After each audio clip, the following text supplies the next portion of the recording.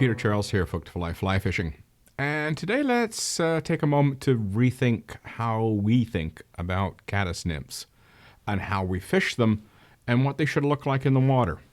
Now, what I got on the vise right now is typical of the type of caddis nymph we would normally tie up. You'd see these in pattern books all the time. And if you ever have to have the opportunity to have one in your hand, they look like that. It works. But do they really look like that in the water?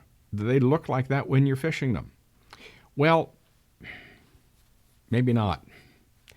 I've taken the opportunity to have caddis worms in my hand a number of times. So one of the things I notice is they're capable of stretching out quite long, and they're quite skinny and very long. And they aren't always in this curled up position. They get in a defensive shell, they'll curl right up, and then they'll stretch right out, and they'll try to move in your hand. They'll try to escape. And so you see a caddis worm that's actually long and skinny, not short and fat like this. Now, there are basically three kinds of caddis: free swimming, net builder, case builder. The free swimming one obviously is swimming around. The other two, you would see them if they're moving and they get dislodged. I've actually seen a video where two caddis were fighting over a case. So obviously the loser gets booted and has no case. And I've also seen video with free swimming caddis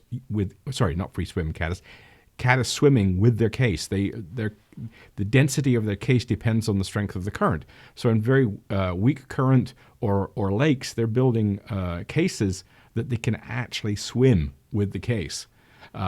So what does all that mean for us? Well, if you think of a caddis that's been dislodged, it wants to reattach itself to a rock, won't it? It'll want to get back down. So what it's going to do is going to go head down.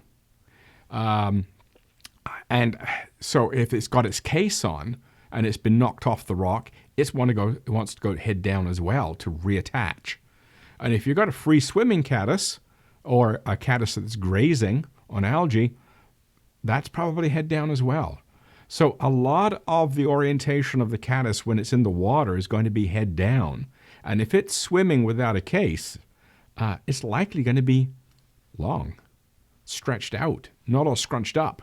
It makes sense to be long and skinny when you're swimming. You'll be more effective when you swim. So, is that a realistic depiction of what a caddis would look like if we are, think about it. That's what it looks like when we're suspending it from a leader or from an indicator. It's going to be like that, head up. Let's see another pattern. Here's one I knocked off this morning. And you can see I've put the head at the gape of the hook. And so when this thing is in the suspended from an indicator, it looks like that. Head down. And it's long and skinny because it's swimming. So this makes more sense, I think, for a lot of our caddis applications. Another way I look at this is when we are successful in fooling a fish and they take the fly, there are basically two things that are going to make the fish take the fly. It's behaving correctly and it looks right.